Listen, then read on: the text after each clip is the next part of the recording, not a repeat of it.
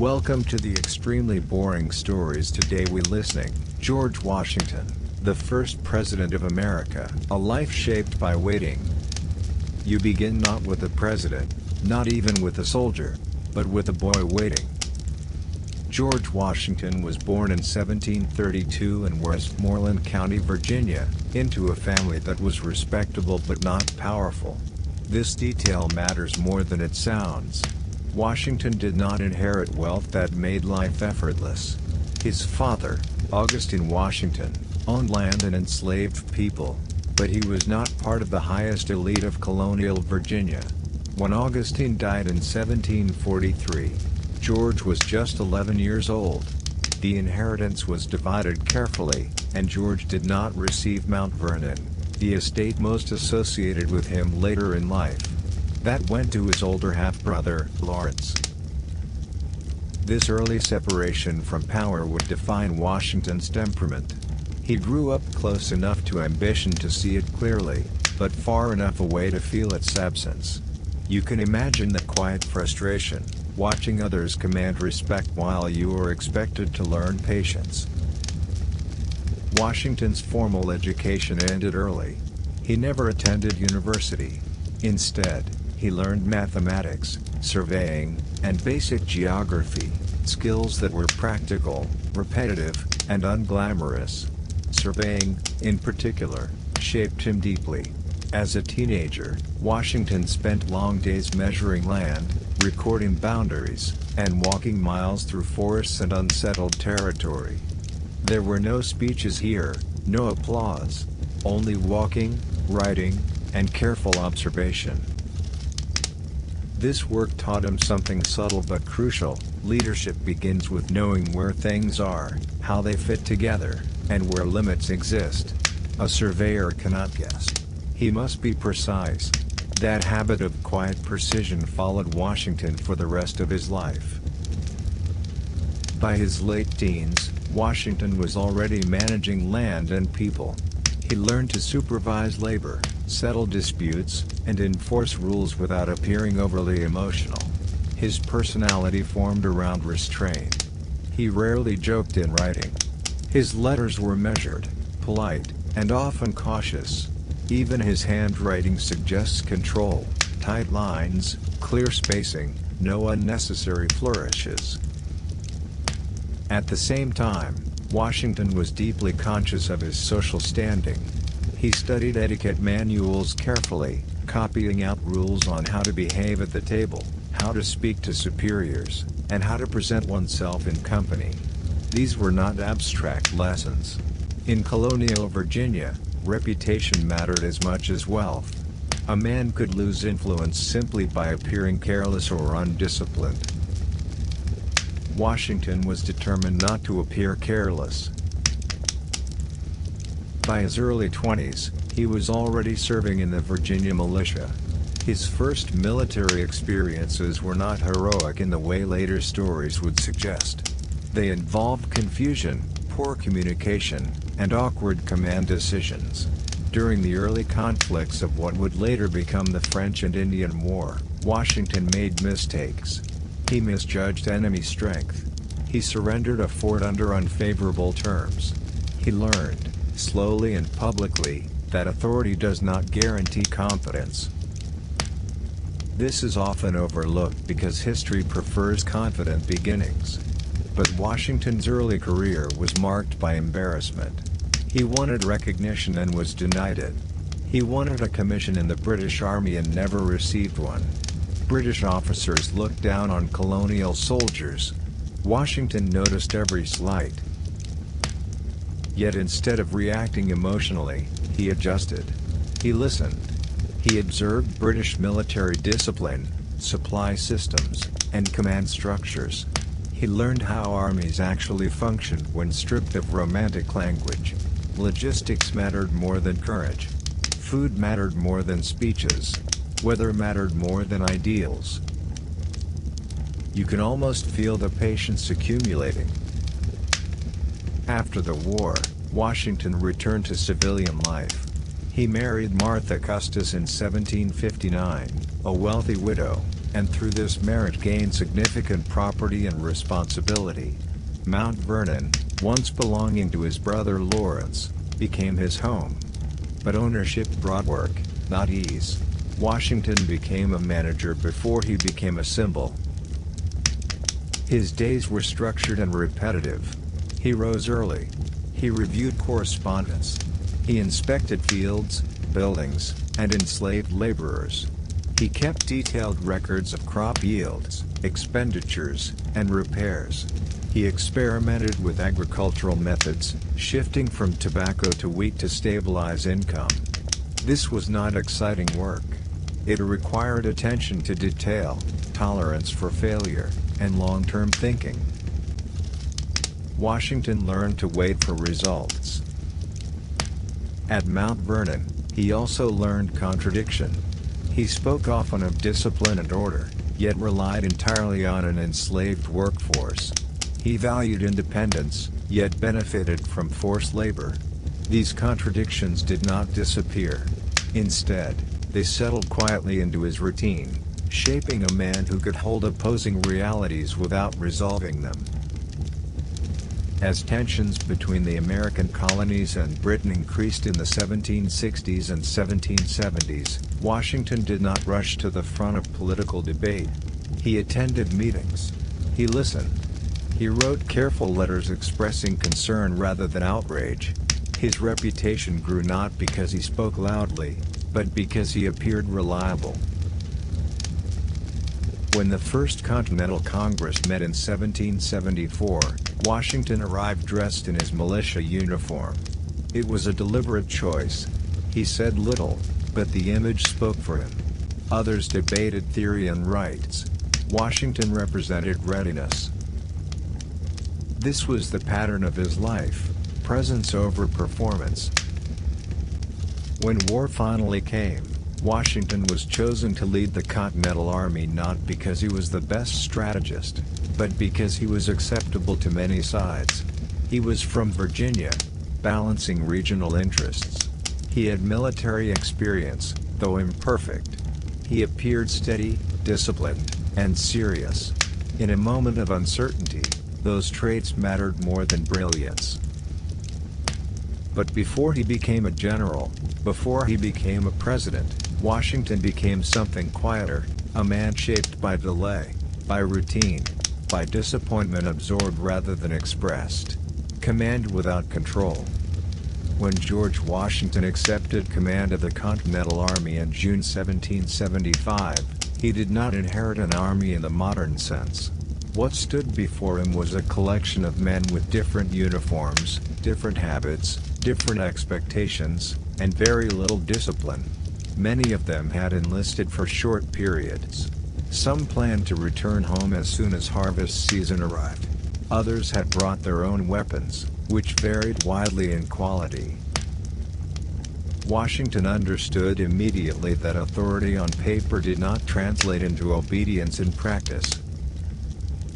You can imagine him arriving at Cambridge, Massachusetts, where the army surrounded British-held Boston.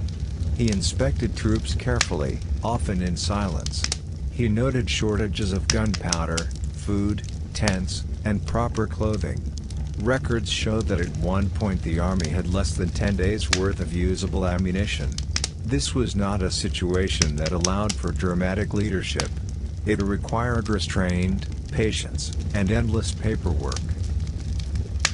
Washington spent much of his time writing letters, requests, explanations, complaints, and appeals. He wrote to Congress asking for supplies that did not arrive. He wrote to governors asking for reinforcements that arrived late. He wrote to officers reminding them of rules they often ignored. His leadership, at this stage, was mostly administrative. This frustrated him deeply. Washington believed strongly in hierarchy and discipline, but the revolutionary cause was suspicious of standing armies and strict authority. Many soldiers believed they were fighting precisely to avoid being ordered around. This tension shaped every decision Washington made. He could not punish too harshly without losing support. He could not be too lenient without losing control. So he compromised. Constantly. Desertion was common. Illness spread easily. Winter conditions worsened morale. Washington learned that survival often mattered more than victory. Retreat was not cowardice, it was preservation. This understanding would later define his strategy, though it was not always popular. His early months as commander were marked by restraint rather than action. He avoided a direct assault on Boston because he knew the risks outweighed the potential reward. Instead, he waited, reorganized, trained, and slowly applied pressure. When the British finally evacuated Boston in March 1776, it felt less like a triumph and more like relief. But relief did not last. The British returned with greater force in New York. Washington faced an opponent with professional soldiers, naval power, and experience. His own army was still unstable. Battles on Long Island and Manhattan ended badly for the Americans. Washington lost territory, men, and confidence among some members of Congress. These defeats were quiet but devastating. There was no single moment of collapse, just continuous retreat. Washington ordered withdrawals across rivers, through towns, into unfamiliar terrain. He preserved the army, but at the cost of morale. Critics questioned his competence. Some whispered that he lacked the brilliance needed for command. Washington heard these whispers. Yet he did not resign. He did not lash out. He did what he had always done, adjusted slowly. He began to rely more heavily on intelligence and deception. He exaggerated troop numbers. He moved at night. He avoided engagement unless conditions favored him. His famous crossing of the Delaware River in December 1776 was not a grand gamble. It was a carefully calculated risk designed to restore morale rather than secure total victory. The attack on Trenton was brief and limited. It did not end the war. It did not destroy the British Army. But it reminded soldiers, and Congress, that survival could still produce momentum. Washington understood something subtle: wars are sustained by belief as much as by force. Winter became Washington's most consistent enemy. Valley Forge, later immortalized as a symbol of suffering and resilience, was not unique, it was simply the most documented. Soldiers lacked shoes, blankets, and sufficient food. Disease claimed more lives than combat. Washington's leadership here was quiet but persistent. He lobbied relentlessly for supplies. He approved punishments for theft while understanding why it occurred. He balanced enforcement with empathy. This period hardened him. He became less idealistic about the revolutionary cause and more focused on endurance. He accepted that the war might not be won quickly, or cleanly, or decisively. It might simply be endured long enough for the enemy to grow tired. By the time the war turned in America's favor, with French support and British exhaustion, Washington was no longer trying to prove himself. He was trying to finish responsibly. When victory finally came, Washington did something unexpected. He resigned his commission and returned to Mount Vernon. Power, once gained, was voluntarily released. This act mattered deeply. It signaled to a nervous world that authority in America might be temporary by design. But Washington did not retreat into obscurity. He returned to farming, correspondence, and local concerns, but the nation would not leave him alone. Problems emerged: weak federal authority, economic instability, and political division. The country he had helped secure now struggled to govern itself. Washington watched carefully. When calls came for a stronger federal system, he attended the Constitutional Convention in 1787, mostly as a presence rather than a voice. His silence carried weight. His agreement legitimized the effort. Once again, He shaped events by being there, not by dominating conversation. By the time the new Constitution required a president, Washington was the only choice that did not provoke fear. He had power but did not cling to it. He had authority but did not abuse it. He had ambition but learned restraint. The presidency was not something he chased. It was something that followed him. An army that never stopped moving. If you listen closely to the American Revolutionary War, you will not hear the sound of constant battle. What you will hear instead is movement. Footsteps. Wagons. Orders repeated slowly. Camps assembled and dismantled. Marches that led nowhere obvious. Retreats that felt endless. For George Washington, war was not a sequence of heroic clashes. It was a long exercise in endurance. Once the early excitement of rebellion faded, the reality of command settled in. Washington's army was rarely stationary. Soldiers came and went.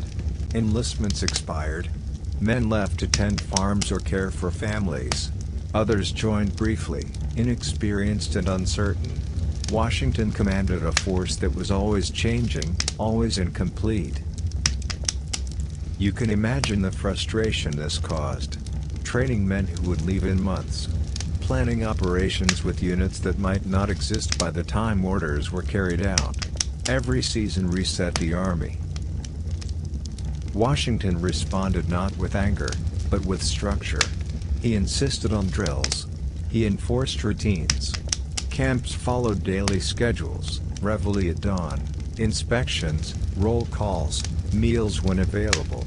Even when food was scarce, the structure remained. Order, he believed, created stability where supplies could not. Much of Washington's time was spent marching. These were not dramatic advances. They were calculated movements designed to avoid disaster. He learned early that losing the army would end the war. Winning battles mattered less than preserving the force. This made him cautious. Critics accused him of avoiding confrontation. Some in Congress wanted decisive victories. Washington wanted survival. In 1777, this strategy was tested severely. British forces moved to capture key cities, including Philadelphia, the seat of the Continental Congress. Washington attempted to defend the region but was outmatched. He lost battles at Brandywine and Germantown. Philadelphia fell. The loss of the capital was psychologically damaging. Newspapers questioned leadership. Political rivals gained confidence. Washington felt the pressure, but he did not change course. He retreated again. Not out of fear, but calculation. The army moved into winter quarters at Valley Forge. This was not chosen for comfort. It was chosen for position. From there, Washington could monitor British movements while keeping the army intact. But winter was brutal. Supplies were delayed or mismanaged. Men lacked shoes. Blood stained the snow from bare feet. Disease spread through crowded huts. Washington walked among the men. He observed rather than spoke. He knew speeches would not create food or warmth. Instead, he wrote. He wrote constantly, pleas to Congress, instructions to quartermasters, demands for reform. He pushed for better logistics, not greater bravery. This period revealed Washington's quiet leadership most clearly. He did not promise relief he could not deliver. He acknowledged suffering without dramatizing it. He enforced discipline even when conditions made discipline difficult. Desertion continued. Some officers resigned. Others conspired quietly against him, suggesting alternative commanders. Washington was aware of these efforts. He chose not to confront them publicly. Instead, he focused on rebuilding. A Prussian officer, Baron von Steuben, arrived and introduced systematic training.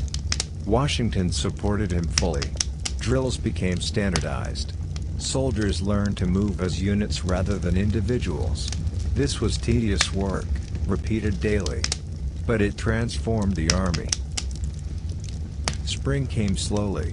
When it did, Washington's army emerged smaller, but stronger. From this point onward, Washington avoided unnecessary engagement. He shadowed British forces, forcing them to react to him rather than dictate movement. He used terrain to his advantage. Hills, rivers, and forests became tools. Speed mattered less than timing. This approach required patience, not only from Washington, but from the public. Wars fought this way do not feel victorious. They feel unfinished. Washington accepted the discomfort. Even as the war expanded and foreign alliances shifted the balance, Washington remained focused on endurance. He coordinated with allies cautiously. He avoided overconfidence. He prepared for setbacks even while moving toward resolution. Throughout these years, Washington aged visibly. Letters from the period reveal fatigue. He complained of headaches, back pain, and illness. Yet he remained present. He did not retreat from responsibility even when victory seemed distant. War, for Washington, was not about glory. It was about not failing completely. As you follow the Army's slow movement across colonies and seasons, you might notice something almost monotonous about it. Camps form. Camps dissolve. Letters are written. Requests are denied. Men endure. And in that monotony, something important takes shape. The weight of staying. By the later years of the war, George Washington had become a man shaped by repetition. Days followed patterns that rarely changed. Wake early. Review reports. Write letters. Inspect troops. Address shortages that could not be fixed quickly. Decide where not to fight. This repetition did not dull Washington's attention, it sharpened it. He learned to notice small shifts, morale rising or falling, supply lines weakening, officers growing impatient. Washington had discovered that war was less about moments and more about maintenance. One of his greatest challenges was not the British Army, but time itself. The longer the war lasted, the more fragile public support became. Farmers wanted their sons back. Merchants wanted trade restored. Politicians wanted clear results. Washington could not offer any of these quickly. Instead, he offered continuity. He remained in command year after year, even when doubts surrounded him. He absorbed criticism without responding publicly. He trusted that consistency would eventually outweigh dissatisfaction. This approach required an unusual kind of confidence, the confidence to wait while others demanded movement. In 1778, when the British evacuated Philadelphia, Washington followed carefully. He did not rush. He tested their movements, probing for weakness. The Battle of Monmouth followed, a confused and exhausting engagement fought in intense heat. It ended without clear victory, but it demonstrated something important: the Continental Army could now stand against British regulars. This mattered quietly. Washington understood that progress did not always look like conquest. Sometimes it looked like not losing ground. His army had matured into a force capable of holding formation under pressure. This was not dramatic, but it was decisive in the long run.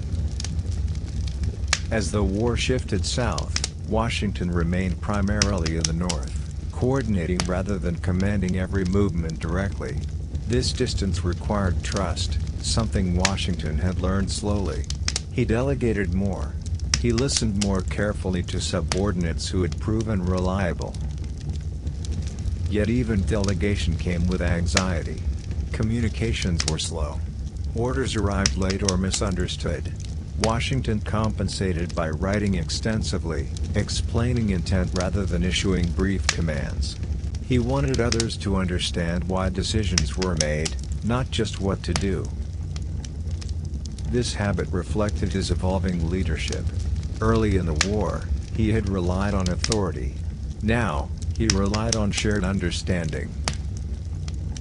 Throughout these years, Washington's private correspondence reveals exhaustion. He spoke of longing for peace, for Mount Vernon, for a life governed by seasons rather than emergencies. Yet he never suggested abandoning command. Responsibility had become habitual. Even moments of success did not bring relief. The victory at Yorktown in 1781, achieved with French assistance, was decisive. But Washington did not celebrate excessively. He understood that wars do not end the moment armies surrender. There were negotiations to follow, arrangements to be made, expectations to manage. He remained cautious until the final treaty was signed. When peace was confirmed, Washington faced a new challenge: disbanding the army. Soldiers were unpaid. Promises of compensation had been delayed or forgotten. Anger spread. Some officers spoke openly of forceful demands on Congress. Washington responded not with threats, but with presence. He addressed officers directly, reminding them of the values they had claimed to defend. He appealed to restraint rather than fear. In one quiet moment, when he struggled to read a letter due to failing eyesight, he admitted he had grown old in service to the country. The effect was immediate. The threat of mutiny dissolved. This moment captured Washington's leadership better than any battle.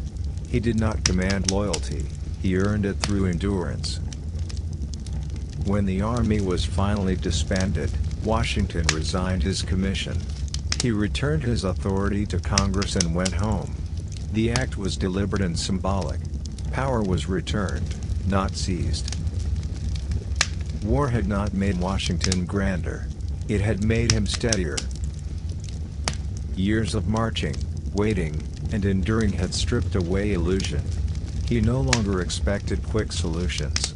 He no longer trusted enthusiasm alone. He understood institutions, logistics, human fatigue, and the limits of force. Being chosen while standing still.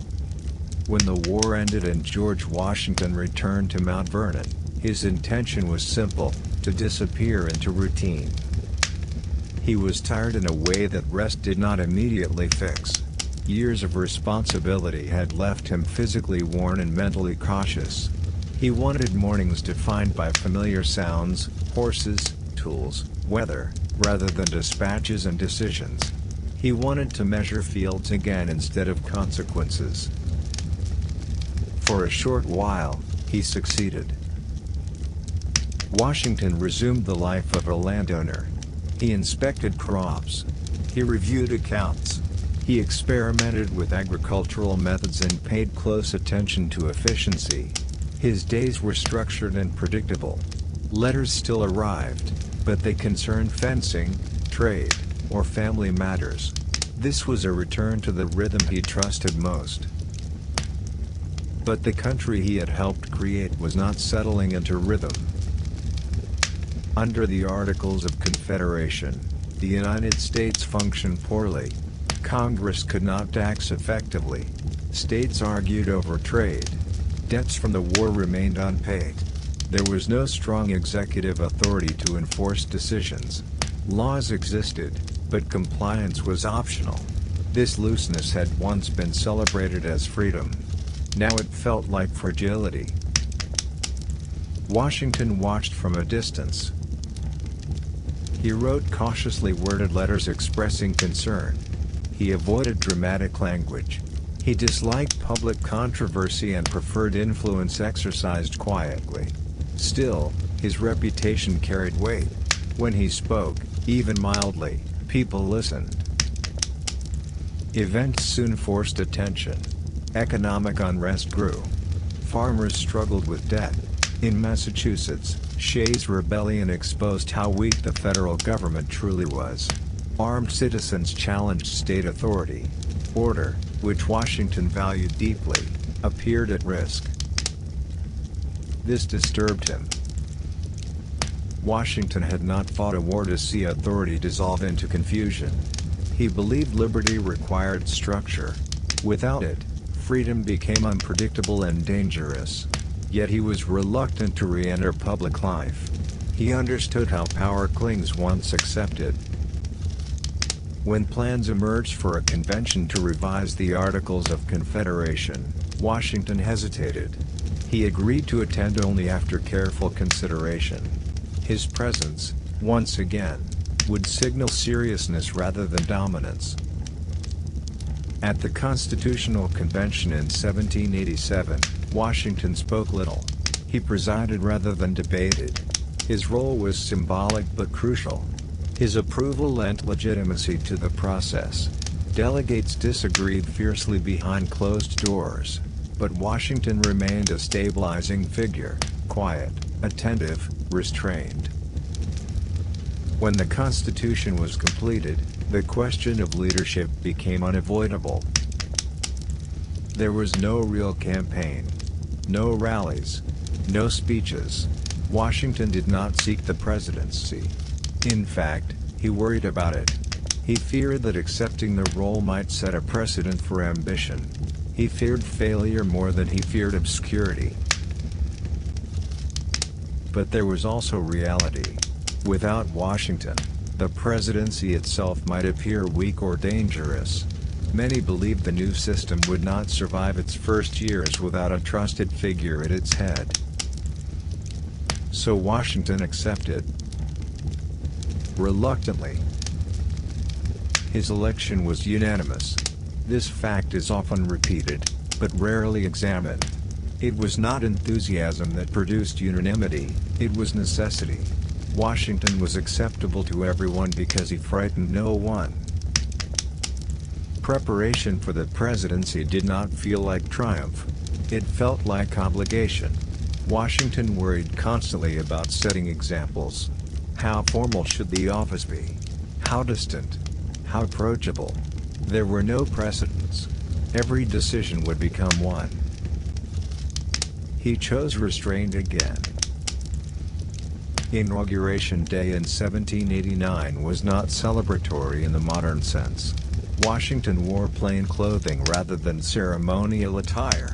His speech was brief. He acknowledged his own limitations openly. He framed his role as service, not authority. Once in office, Washington approached the presidency as he had approached war and farming, through routine. He rose early. He read reports carefully. He consulted advisors individually. He wrote constantly. He avoided unnecessary spectacle. He established systems, cabinet meetings, reporting structures, procedures for correspondence. These details were not exciting, but they were foundational. Washington understood that the presidency would last longer than he would. His task was not to dominate it, but to stabilize it. He worried deeply about appearing monarch-like. Titles were debated. Some proposed His Excellency. Washington declined. He preferred simplicity. Yet he also believed the office should command respect. This balance, between humility and authority, occupied much of his attention. Even social events mattered. How often should the president host dinners? Who should be invited? How formal should conversation be? These questions sound trivial, but Washington treated them seriously. In a young republic, symbolism carried enormous weight. He learned quickly that governing a nation was different from commanding an army. Soldiers followed orders. Citizens questioned them. Political factions emerged almost immediately. Advisors disagreed sharply. Newspapers criticized freely. Washington did not enjoy this. He disliked conflict, especially ideological conflict. Yet he understood that disagreement was unavoidable. His task was not to eliminate it, but to contain it. He positioned himself above factions as much as possible, even as tensions grew around him. By the end of his first year in office, Washington was already tired again. Not physically this time, but morally. Every decision carried long-term consequences. Every action risked being misunderstood or exaggerated. Governing without a map. Once George Washington settled into the presidency, one truth became unavoidable: there were no instructions. The Constitution outlined powers, but it did not explain how to use them day to day. It did not explain how a president should speak, how often he should intervene, or when he should remain silent. Washington understood that every habit he formed would likely be copied by those who followed him. This awareness made him cautious. He began by building structure. Departments were created not through grand announcements, but through practical necessity. Treasury, War, and State needed clear leadership. Washington selected men with different temperaments and ideas, believing debate would strengthen decisions. This choice brought both strength and tension. Alexander Hamilton pushed for financial centralization. Thomas Jefferson worried about concentrated power. Their disagreements grew louder over time. Washington listened carefully, often privately, weighing arguments rather than aligning immediately. He disliked open conflict, but he did not suppress it entirely. Instead, he managed it. Cabinet meetings became a space for disagreement without spectacle. Washington rarely dominated these discussions. He asked questions. He requested written opinions. He took time before deciding. Slowness, to him, was not weakness, it was responsibility. Economic policy became the first major test of presidential authority. Hamilton's proposals, assumption of state debts, creation of a national bank, strengthening federal credit, were controversial. Washington worried about constitutionality and public reaction. He read carefully. He consulted widely. Eventually, he approved measures that stabilized the nation's finances, even though he knew they would divide opinion. This willingness to accept criticism quietly marked his presidency. Foreign policy posed another challenge. Europe was unstable. Revolutions shifted alliances. Many Americans felt emotional ties to foreign powers, especially France. Washington felt something different: caution. He believed the young nation could not afford entanglement. Neutrality became his guiding principle. This disappointed many. It angered others. Yet Washington remained firm. He believed survival depended on avoiding premature commitments. His neutrality proclamation was not dramatic, it was measured, almost dry, but it set a lasting precedent. Throughout all this, Washington struggled with visibility. He understood that appearing too distant could make the presidency seem elitist. Appearing too familiar could weaken authority. He walked a narrow line, hosting formal gatherings while limiting public access. Even small choices felt heavy. How should he respond to criticism in newspapers? Often, he did not respond at all. Silence, again, was his preferred tool. He trusted that restraint would outlast outrage. Despite this, the presidency weighed on him. Letters from this period reveal frustration. He longed for Mount Vernon. He complained of the endless demands on his attention. He worried that every mistake would echo far beyond his lifetime. He considered retiring after one term. But the nation was still fragile. Political factions had hardened. Trust in institutions was uneven. Washington feared that stepping away too soon might destabilize the presidency itself. So he stayed. His second term was harder. Opposition became more organized. Newspapers attacked his policies and even his character. Accusations of favoritism, arrogance, and betrayal circulated freely. Washington felt these attacks deeply, though he rarely showed it publicly. Yet he did not retreat. He continued governing with the same deliberate pace. He continued writing, listening, and deciding slowly. He believed consistency was the presidency's strongest defense. By the time his second term neared its end, Washington knew he would not stay longer. Power, held too long, corrupted even good intentions.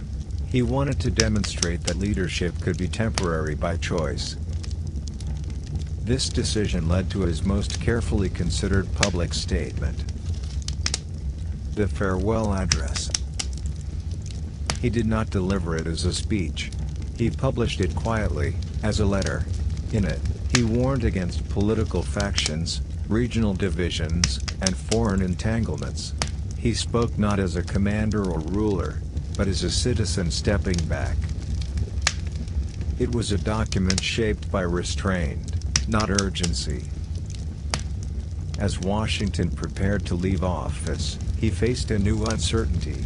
He had helped build a presidency through careful example.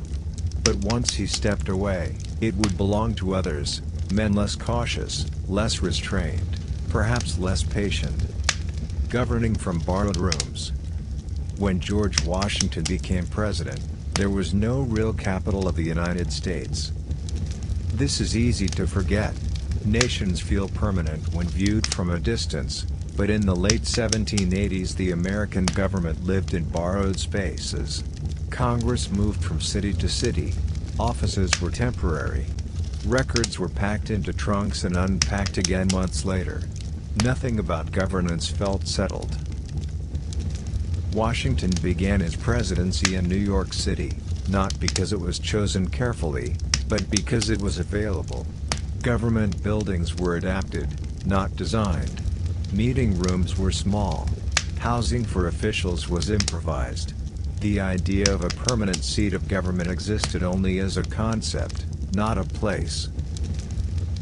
This unsettled Washington. He believed stability required physical presence. A government that moved constantly appeared uncertain. Authority, he felt, needed an address. But choosing a capital was politically dangerous. Northern and southern states disagreed sharply. Commerce, geography, and influence were all at stake. So Washington waited.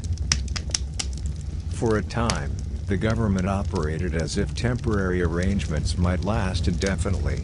Washington conducted presidential business from rented homes. Furniture was purchased carefully and recorded in ledgers.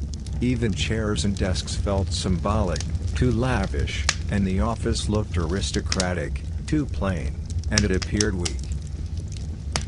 Washington paid attention to these details. When the capital moved to Philadelphia, conditions improved slightly. The city had experience hosting Congress. Buildings were more suitable. Still, nothing felt permanent. Washington understood that the presidency required a home that belonged to the nation, not to circumstance. The debate over a permanent capital became intense. Arguments disguised as logistical concerns were really about power. A capital in the North favored trade and finance. A capital in the South reassured agricultural states. Washington listened carefully, rarely revealing his own preference. Eventually, compromise emerged. The capital would be placed along the Potomac River, a location that balanced regional interests and symbolized unity. The decision was deliberate but slow. Nothing happened quickly. Once chosen, the problem became practical. There was no city. The land designated for the capital was largely undeveloped. Roads were poor. Buildings did not exist. Swamps needed draining. Surveyors returned, work Washington understood well. Plans were drawn. Boundaries marked. Authority was exercised through maps before it could be exercised through walls. Washington involved himself deeply in these early stages. He reviewed plans. He discussed layouts. He thought about sightlines, distances, and symbolism. Where buildings stood mattered. How they faced one another mattered. He believed physical order encouraged political order. Yet progress was slow. Funding was inconsistent. Labor was difficult to organize. Construction lagged. Washington knew he would not govern from the new capital himself. This did not reduce his interest. He believed leadership meant building for successors.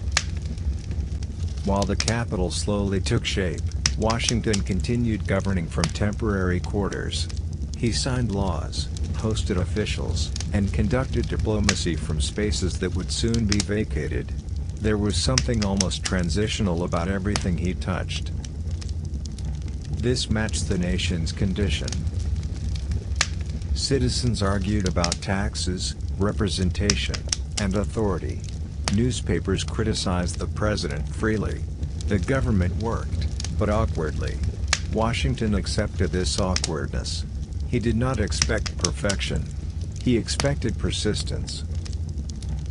As plans for the new capital progressed, Washington imagined a future he would not inhabit as president.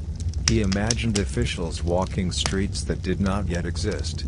He imagined authority operating from buildings still only lines on paper. This long-term thinking comforted him. The capital was not meant to glorify a single man. It was meant to outlast him. That idea guided every decision he made about it. Building authority out of mud and paper. By the early 1790s, the future capital of the United States existed mostly as intention. Survey lines cut through fields. Stakes marked future avenues. Names were assigned to places that had no buildings yet. Capitol Hill, Pennsylvania Avenue, labels waiting patiently for substance. The land along the Potomac was uneven, partly marshy, and difficult to access. Travel was slow. Supplies arrived late. Everything took longer than expected. George Washington understood this kind of difficulty. He had spent years surveying land and managing property. He knew that grand plans rarely matched physical reality. Still, the scale of this project was different. This was not a private estate.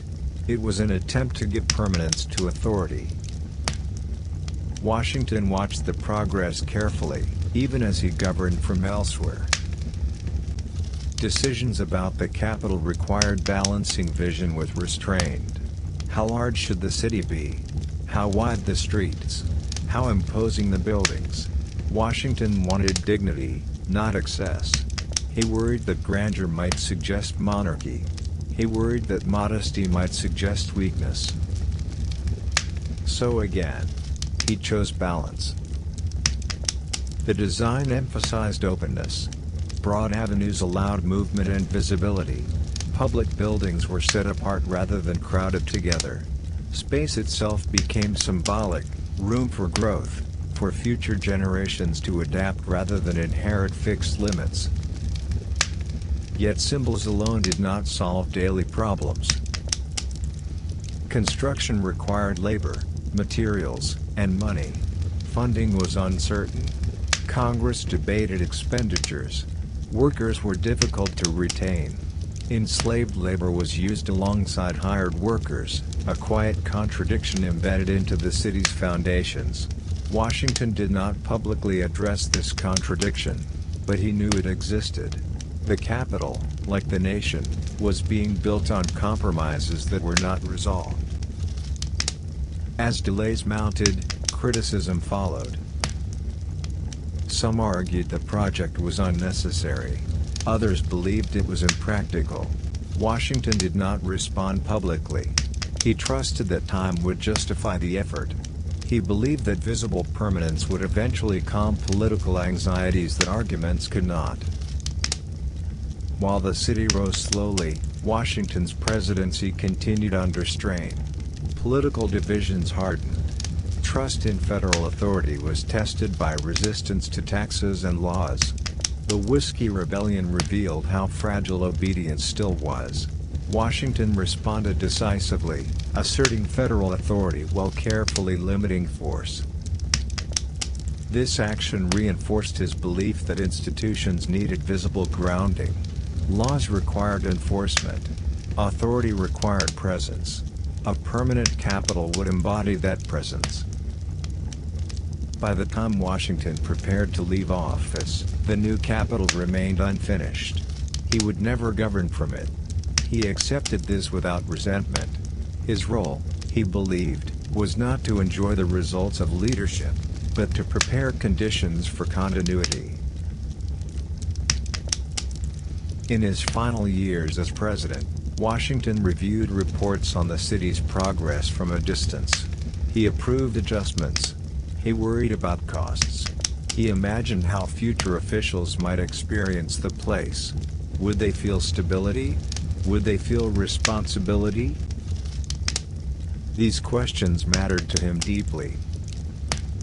When Washington finally returned to Mount Vernon after his presidency, the capital continued without him. Construction advanced slowly. Mistakes were corrected. Buildings rose unevenly. The city struggled to become real. Yet it did become real. Looking back, the significance of Washington's role in creating the capital is not architectural. It is psychological. He believed that a nation required a physical center, not for control, but for coherence. A place where authority resided not in a person, but in an institution. A life lived beside power. Martha Washington did not seek history. She did not write speeches, command armies, or shape laws. Yet for more than 2 decades, she lived closer to power than almost anyone else in early America. Her life was defined not by public authority, but by quiet endurance, the kind that rarely appears in textbooks. When George Washington married Martha Dandridge Custis in 1759, he married into responsibility. Martha was already a widow, accustomed to managing large estates, supervising enslaved labor, and handling complex household finances. She brought experience rather than romance into the marriage. Their relationship was practical, respectful, and structured. This suited George. Martha understood order. She understood routine. At Mount Vernon, she managed the domestic world that allowed George to function. Meals followed schedules. Guests were received properly. Household accounts were kept carefully. This work was repetitive and largely invisible, but essential. When war came, Martha's role shifted but did not diminish. She joined George at winter camps when possible, including Valley Forge. This was not ceremonial. Conditions were harsh. Comfort was minimal. Her presence offered continuity, reminding officers and soldiers that domestic life still existed, even in the midst of hardship. Martha did not offer speeches or morale-boosting gestures. She offered stability. She hosted small gatherings. She listened. She maintained routines where chaos threatened to dominate. Her work reinforced the idea that the Army was not just a fighting force, but a community enduring together. When George became president, Martha once again found herself pulled into public life she had not requested. There was no guide for being the president's wife. The role did not officially exist, yet expectations formed quickly. Martha became the nation's first informal hostess. She organized weekly receptions. She managed social boundaries carefully, welcoming guests while maintaining dignity. She disliked this role.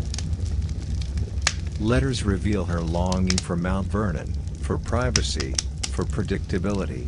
She referred to the presidency as a kind of confinement. Social obligations felt endless. Criticism felt personal, even when indirect. Martha bore these pressures quietly. Her household in the capital was never fully her own. It was a public space pretending to be private. Every action was observed. Every decision carried symbolic weight. Martha learned to disappear into routine again, fulfilling duties without drawing attention. She maintained the household so George could govern. Behind closed doors, their life remained disciplined and restrained. They did not have children together. Family losses shaped their emotional reserve. Their marriage was steady rather than expressive. Companionship replaced passion. When George completed his presidency and returned home, Martha expected peace. Instead, the shadow of public life lingered. Visitors continued to arrive. Curiosity replaced duty. But the effect was similar. Their home remained partially public. After George's death in 1799, Martha took deliberate steps toward privacy. She destroyed personal correspondence. She retreated from visibility. She did not seek to shape George's legacy through words. Silence was her final assertion of control. Her life reminds you of something easy to overlook. History often moves because someone maintained order quietly while others acted visibly. Order is a form of strength. If George Washington governed through restraint, Martha Washington lived through it. Her strength did not appear as action, but as maintenance. Day after day, she kept households functioning under conditions that constantly shifted. Mount Vernon, military camps, presidential residences, each required different adjustments, yet her approach remained the same: routine first, emotion later. This consistency was not accidental. Martha had learned early that predictability was a form of control. After being widowed young and inheriting responsibility she had not chosen, she discovered that order could protect against uncertainty. She applied this lesson repeatedly. At Mount Vernon, the household was large and complex. Dozens of enslaved people worked in roles that required supervision and coordination.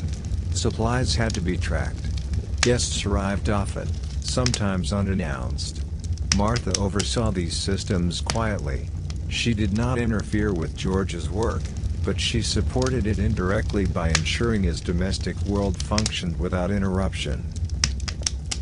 During the war years, this support became more subtle.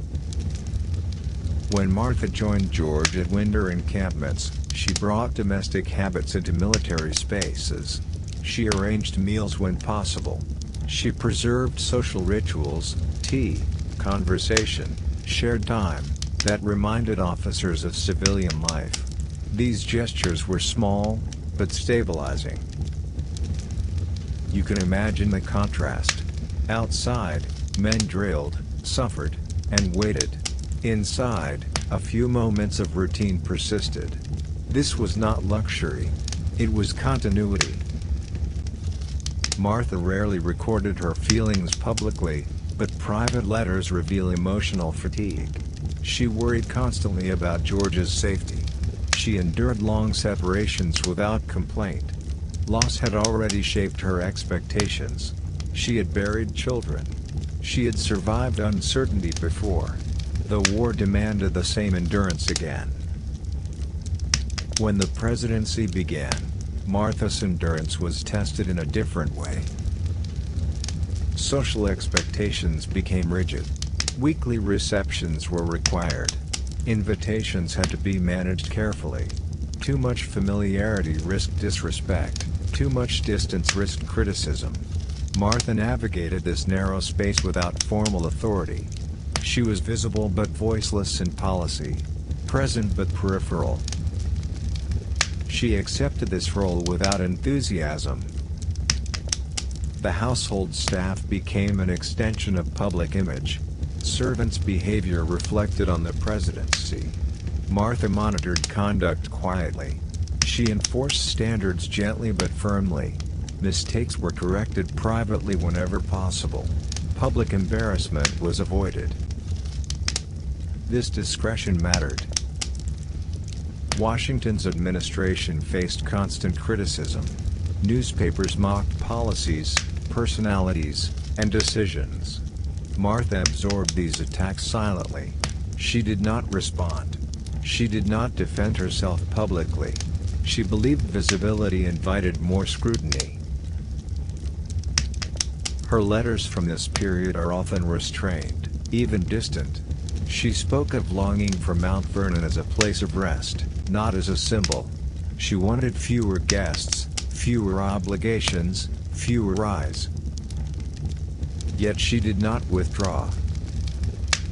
Instead, she did what she had always done: maintained order until the season passed. The presidency, like the war, was endured rather than enjoyed. When George finally retired, Martha anticipated relief. She returned home believing the public chapter was complete. But fame had momentum. Visitors continued to arrive. Curiosity replaced duty. But the intrusion felt similar. This time, Martha made a different choice. After George's death, she moved out of their shared bedroom. She burned personal letters. She reduced contact with the outside world. This was not rejection of history. It was boundary setting. She believed some things did not belong to public memory. Silence became her final act of agency. In doing so, she shaped how George Washington would be remembered, not through explanation, but through absence. Historians would interpret him without her voice guiding the narrative. This was deliberate. As you sit with Martha Washington's life, defined by routine, restraint, and quiet persistence, you may begin to see a different kind of influence at work. Not leadership through command, but through continuity. Living carefully inside a failing body. George Washington spent much of his adult life in pain. This detail is rarely given much attention, perhaps because it feels too ordinary. Pain does not fit easily into heroic narratives. It does not inspire. It distracts. Yet for Washington, physical discomfort was a constant companion, quiet, persistent, and shaping far more of his daily life than most people realize. By his early 20s, Washington had already begun losing his teeth. The causes were typical for the 18th century. Dental hygiene was limited. Diets were heavy in sugar and coarse foods. Medical understanding of oral health was minimal. Infections were common. Extractions were often the only treatment available. Washington endured them repeatedly. By the time he became president, he had only one natural tooth remaining. The rest were replaced by dentures, painful, imperfect devices made from a mixture of materials including animal teeth, ivory, and metal fittings. These dentures were heavy. They fit poorly. They caused sores and inflammation.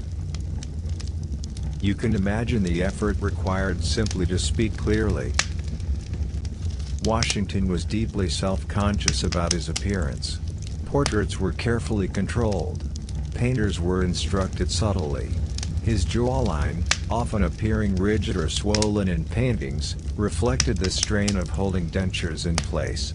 Smiling was avoided. Public speaking became physically demanding. Yet he did not complain publicly. Daily discomfort extended beyond his mouth. Washington suffered from recurring illnesses, malaria, dysentery, respiratory infections. His health fluctuated unpredictably.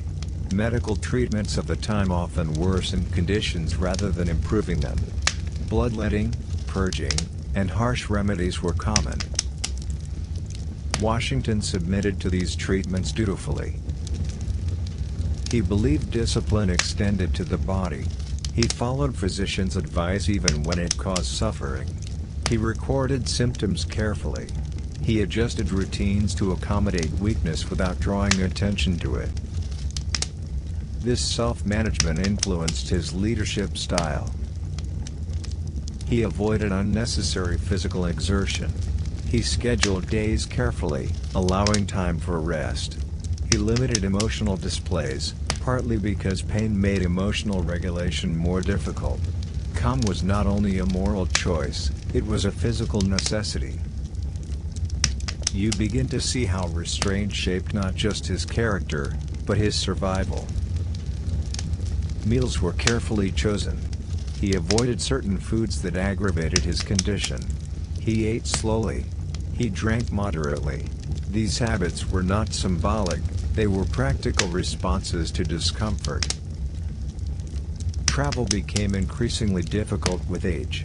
Long journeys caused fatigue and flare-ups of illness. Yet Washington continued to travel when required. He inspected troops. He visited construction sites. He attended official events. Each movement required calculation. The presidency, in particular, demanded sustained visibility. Public appearances, meetings, and receptions required energy he did not always have. Washington compensated by shortening speeches, relying on written communication, and delegating when possible. This explains, in part, his preference for letters over oratory. Pain also influenced his temperament. He was rarely impulsive. Sudden decisions required energy he could not waste. He preferred planning. Preparation reduced strain. Predictability reduced discomfort. Even anger was moderated. Emotional outbursts strained him physically. Silence conserved strength. When you imagine Washington at his desk, writing slowly, jaw clenched slightly, posture rigid, it becomes clear that leadership, for him, was an act performed under physical constraint. Every public moment required endurance. And yet, the public rarely noticed. This invisibility of suffering mattered. It allowed Washington to appear composed, controlled, almost distant. But beneath that exterior was a man constantly negotiating with his own body, governing through discomfort. By the time George Washington entered his presidency, pain was no longer an interruption in his life. It was a condition of it. He did not wake each day expecting to feel well. He woke expecting to manage himself. This distinction matters. Washington planned his days around what his body could tolerate, not around ideals of productivity. He understood limits intimately, and that understanding shaped how he governed. Mornings were slow and deliberate. Washington rose early, but not hurriedly. He dressed carefully, mindful of posture and balance. Poorly fitting dentures required constant attention. Speaking too long could cause inflammation. Eating too quickly could bring sharp discomfort. These were not minor inconveniences, they dictated rhythm. You can imagine him reviewing documents quietly before meetings began, conserving energy for moments when he would need to engage directly. Washington preferred written communication partly because it allowed control. Letters did not demand immediate response. They could be drafted slowly, revised, and delivered without physical strain. Speeches, by contrast, were unpredictable. They required standing, projecting the voice, and managing facial tension. He avoided them whenever possible. This preference influenced the culture of the presidency. The office became administrative rather than theatrical. Authority flowed through documents, not displays. Decisions were justified through written reasoning, not emotional appeal. Pain also sharpened Washington's attention to routine. He ate at fixed times. He limited rich foods. He drank sparingly. Alcohol, while common in the era, aggravated his condition. Washington preferred moderation not as moral statement, but as survival strategy. Physical activity was measured. Horseback riding, once a source of pleasure, became carefully regulated. Long rides caused fatigue and stiffness. Yet he did not abandon activity entirely. Movement, he believed, preserved function. Balance again became the rule. Medical care offered little relief. Physicians of the era relied on methods that often intensified suffering. Bloodletting weakened patients. Mercury-based treatments caused additional harm. Washington submitted to these practices because alternatives did not exist. He trusted expertise, even when experience suggested caution. This trust reflects a broader pattern in his leadership. Washington believed systems mattered, even flawed ones. Abandoning structure entirely seemed more dangerous than enduring imperfect solutions. Illness episodes interrupted governance occasionally, but never fully halted it. Washington delegated temporarily, then resumed control. He did not dramatize sickness. He did not publicly explain absences. His health remained largely private. This privacy reinforced the image of steadiness. But pain leaves marks. Letters from later years show increased fatigue and impatience. Washington tolerated inefficiency less easily. He became more selective in engagement. He conserved strength by focusing on essentials. This narrowing of focus influenced major decisions. He avoided extended political battles. He withdrew from public disputes when possible. He resisted the temptation to justify himself publicly. Silence preserved energy and dignity. You begin to see how physical constraint can produce emotional discipline. Washington did not cultivate calm as an abstract virtue. Calm allowed him to function. Toward the end of his presidency, Washington knew his body would not tolerate continued service. He did not frame retirement as escape, but necessity. He spoke of age, wear, and declining strength. These were not rhetorical devices. They were accurate assessments. Returning to Mount Vernon did not end discomfort, but it reduced demands. He could rest when needed. He could control his schedule. He could withdraw from prolonged interaction. Yet even in retirement, pain persisted. Dental problems worsened. Illness became more frequent. Still, Washington maintained routine. He rose early. He managed correspondence. He oversaw estate operations as best he could. His final illness in 1799 was sudden but not entirely unexpected. Medical intervention followed familiar patterns, bloodletting again. Repeated aggressively. His body, already strained, could not recover. Even in death, pain was managed quietly.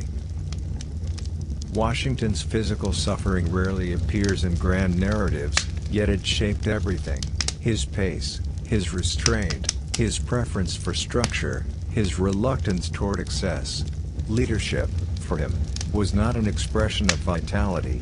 It was an exercise in endurance. A system that never slept.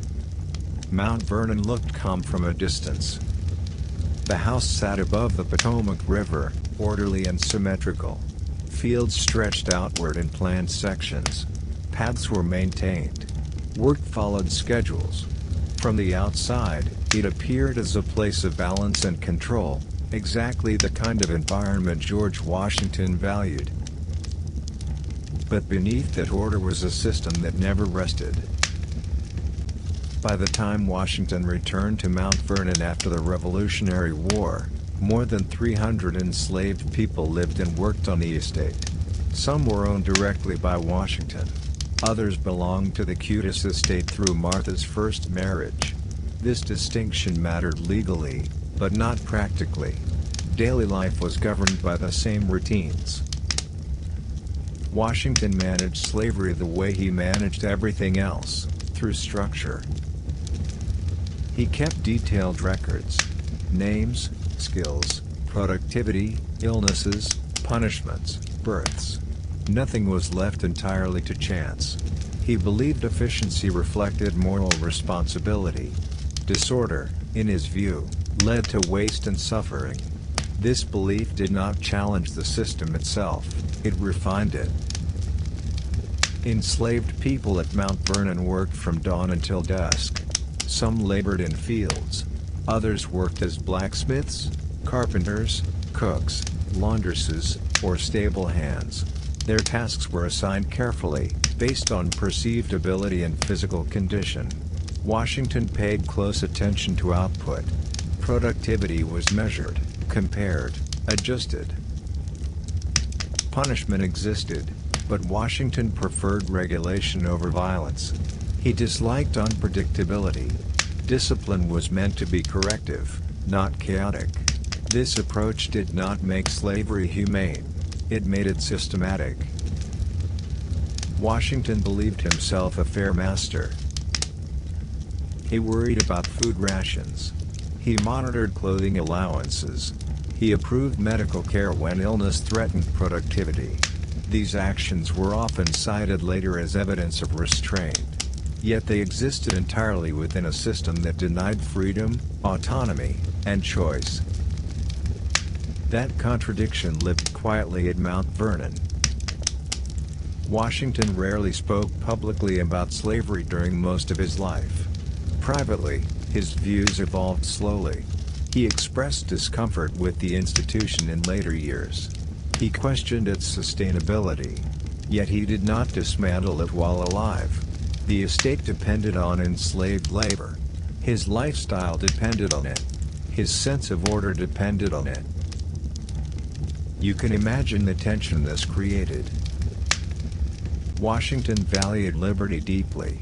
He had fought a war over it. He believed authority should be restrained and temporary. And yet, every day at Mount Vernon, authority was absolute and permanent for hundreds of people. He managed this contradiction by compartmentalizing. Slavery was treated as an administrative problem rather than a moral crisis. It was managed through routines, policies, and adjustments. Emotional engagement was avoided. Distance preserved function. Enslaved people resisted in quiet ways. They slowed work. They broke tools. They ran away temporarily. Washington responded methodically. He tracked absences. He issued orders. He sought return rather than reform. Over time, escape attempts increased. The revolutionary rhetoric of freedom had consequences. Washington noticed this. He worried about stability. He worried about example. He worried about control. And still, the routines continued. Even as president, Washington remained involved in estate management. Letters traveled between Philadelphia and Mount Vernon, discussing crop yields, labor discipline, and productivity. Slavery did not pause while the nation formed its ideals.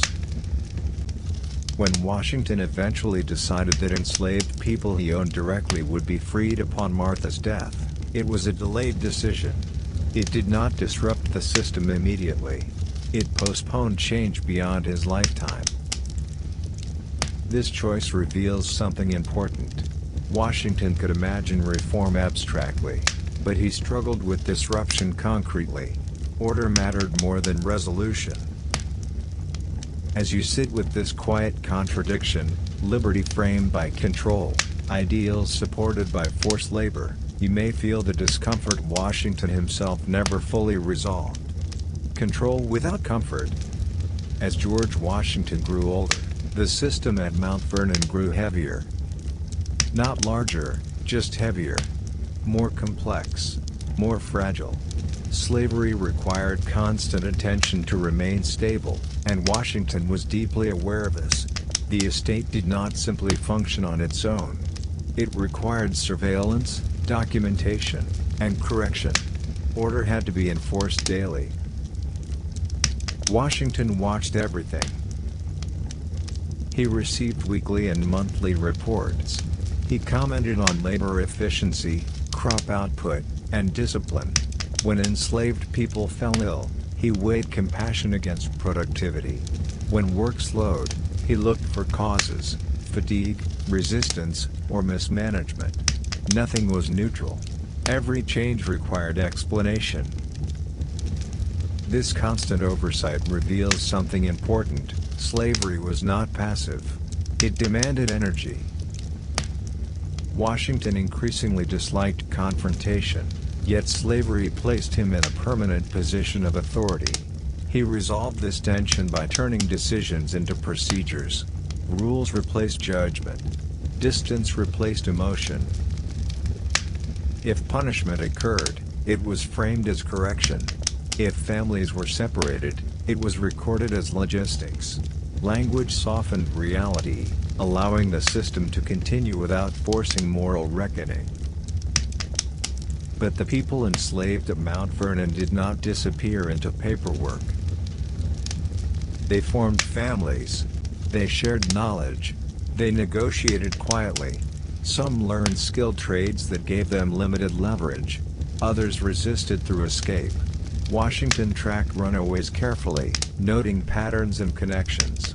He understood that escape was rarely spontaneous. It required planning, trust, and courage. Each escape unsettled him.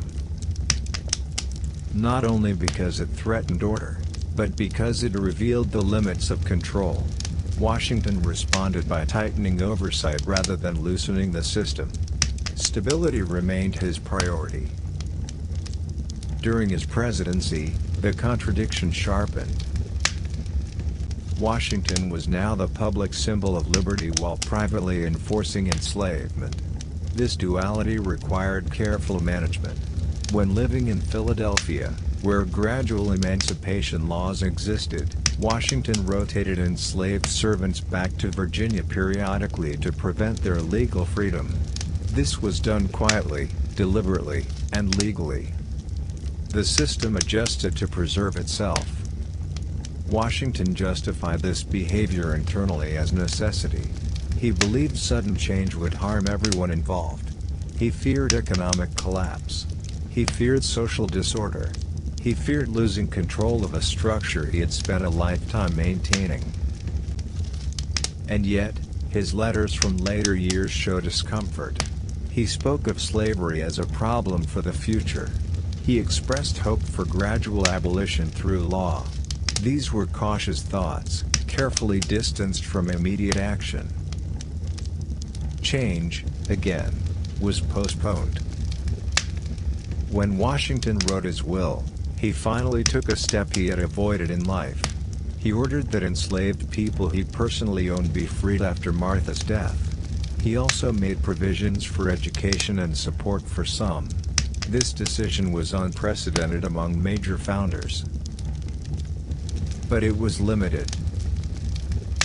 Those enslaved through the Custis estate were not freed. Families were divided by legal categories.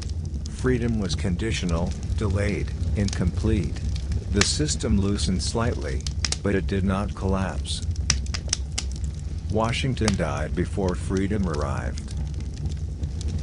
Martha, fearing unrest and aware of the delayed condition, freed Washington's enslaved people earlier than required. Even so, Mount Vernon did not become a place of sudden justice. Freedom arrived unevenly, shaped by law, inheritance, and constraint. What remains most striking is not what Washington did at the end of his life, but how long he waited. He was a man who valued preparation, planning, and control. Slavery challenged all three. Ending it required disorder, loss, and moral risk. These were things Washington avoided whenever possible. Governing with ink instead of voice. George Washington ruled more through paper than through presence. This feels almost anticlimactic for a man remembered as a general and a president, but much of his authority traveled slowly, folded into envelopes, sealed with wax, carried by horse. Letters were his primary tool. Paperwork was his battlefield. From his earliest days as a surveyor to his final years of Mount Vernon, Washington wrote constantly. He wrote to superiors, subordinates, friends, critics, and strangers. He wrote to manage land, people, armies, and governments. Writing was not supplementary to leadership, it was leadership. Each letter followed structure. Washington was careful with language. He avoided exaggeration. He chose words that could not easily be misinterpreted. His tone was formal, measured, and restrained. Emotion was filtered. Urgency was expressed through repetition rather than force. You can imagine him at his desk late in the day, posture straight, writing slowly to avoid mistakes. Corrections were rare. He preferred to think before committing words to paper. A written sentence, once sent, could not be recalled. This awareness made him cautious. During the war, letters coordinated movements across vast distances. Orders took days or weeks to arrive. By the time they did, conditions had often changed. Washington learned to write instructions that allowed flexibility, guidance rather than rigid commands. This habit carried into the presidency. As president, Washington received mountains of correspondence. Petitions, complaints, requests, reports. Every letter demanded attention, even if it could not be granted. Ignoring correspondence entirely risked appearing indifferent. Responding too quickly risked error. Washington created systems to manage this volume. Letters were logged. Drafts were reviewed. Replies were copied and filed. He believed records mattered. Memory was unreliable. Paper endured. Signatures carried weight. Washington understood that his signature transformed paper into authority. Laws became enforceable. Appointments became official. Orders became obligations. This awareness made him slow to sign. He read carefully. He consulted advisors. He delayed when uncertain. Delays frustrated others, but Washington accepted that frustration as the cost of responsibility. Paper also created distance. Washington preferred written communication because it reduced confrontation. Disagreements could be expressed politely. Criticism could be softened. Silence could be maintained when response would escalate conflict. Writing allowed control over timing and tone.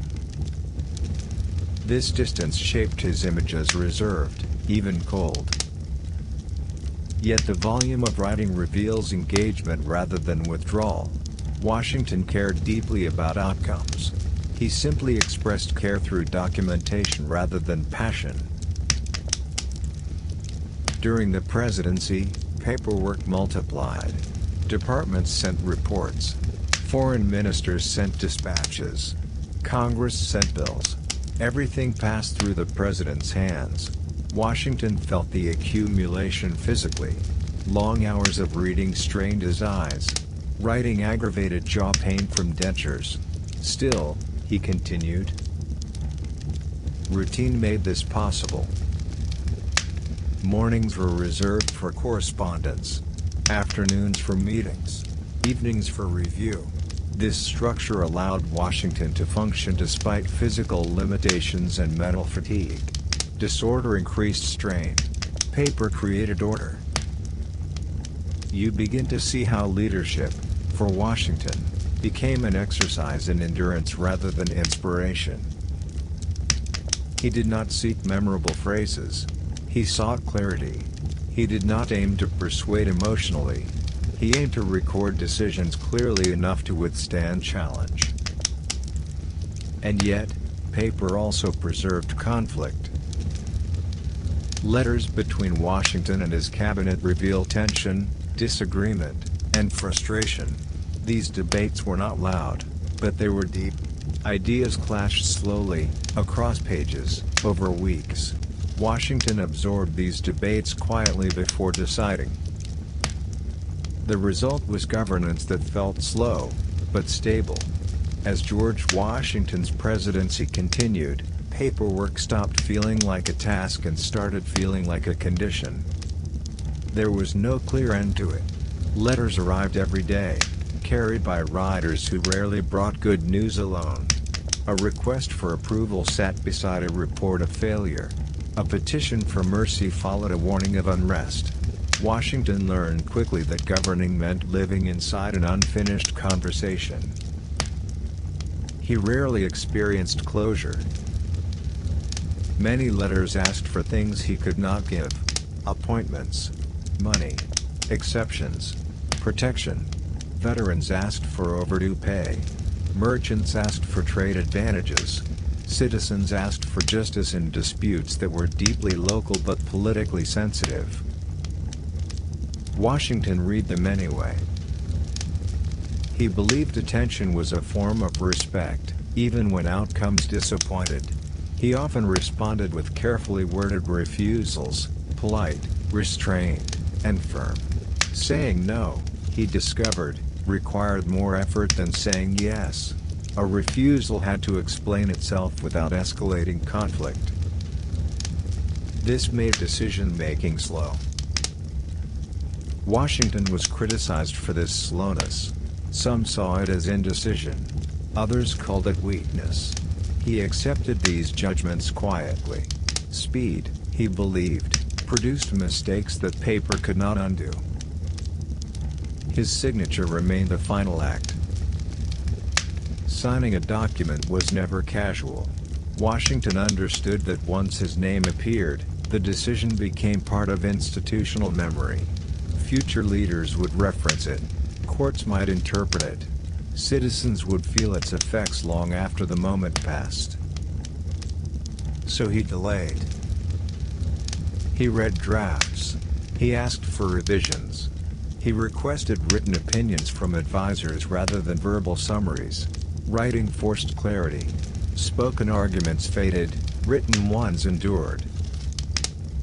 Paper also protected Washington emotionally. Through letters, he could maintain distance from conflict. He did not enjoy confrontation. He disliked emotional appeals. Written communication allowed him to absorb pressure without reacting visibly. It gave him time to regulate response. This habit shaped the presidency itself. The office became procedural, not personal. Authority rested in documents, not charisma. Power appeared steady because it moved slowly. Washington also understood the danger of precedent. If he responded to one petition, others would follow. If he made one exception, fairness would be questioned. Paper made patterns visible. Records revealed repetition. Washington used this visibility to justify consistency. Consistency, again, mattered more than popularity. Toward the end of his presidency, the volume of paperwork became exhausting. His eyesight weakened. His patience thinned. Yet he continued to review documents personally. Delegation was limited. Responsibility, once accepted, was difficult to release. Even the farewell address was treated as paperwork rather than performance. He drafted it carefully, revised it, shared it privately before release. It was not delivered aloud. It was printed, distributed, and read quietly by citizens. This choice reflected his belief that ideas lasted longer when encountered privately. When Washington finally left office, he did not leave behind monuments or speeches. He left behind files, letters, orders, decisions recorded and stored. This legacy feels unexciting, even dull. But it is also durable, leaving before being asked to stay. By the mid-1790s, George Washington was exhausted in a way that no rest could easily repair. He had served 2 terms as president, not because he wanted to, but because he believed leaving too soon would damage the fragile authority of the new government. Now, with institutions more stable and habits more established, he felt the strain of staying longer would do more harm than good. The idea of stepping down was not universally welcomed. Many believed Washington should remain in office indefinitely. His presence felt reassuring. His restraint felt stabilizing. In a nation still unsure how power should change hands, continuity seemed safer than uncertainty. Washington saw the danger in this thinking immediately. If leadership depended on one person, the system itself was weak. If authority could not survive his absence, it had never truly belonged to the people or the institutions they created. He had spent his entire public life avoiding that outcome. So he decided to leave. Not dramatically, not suddenly, quietly, and with preparation. Washington did not announce his decision in a speech. He did not gather crowds. He sat down and wrote. This was how he always handled moments of consequence. Writing allowed him to be precise. It allowed him to speak without interruption. It allowed citizens to encounter his words privately, without spectacle. The farewell address began as a practical statement. He intended to explain his departure, reassure the public, and step back. But as he wrote, the document expanded. It became reflective, cautious, almost instructional. Washington understood that his departure would be interpreted. Some would see it as abandonment, others as weakness. He wanted to shape that interpretation gently. He spoke of unity first. He warned against regional division, North versus South, East versus West. These divisions already existed, even if they were not always acknowledged openly. Washington had seen how quickly disagreement hardened into faction. He feared that loyalty to region or party would eventually outweigh loyalty to the nation itself. Then he addressed political factions directly. This was personal. By his second term, parties had effectively formed around competing visions of government. Washington had tried to remain above them, but he was not immune to their pressure. He believed factions encouraged hostility rather than problem-solving. They simplified complex issues into loyalty tests.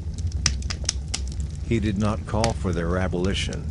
He knew that was unrealistic. Instead, he warned of their excesses, hoping restraint might outlast enthusiasm. Foreign policy came next. Washington urged neutrality, cautioning against permanent alliances and emotional entanglements.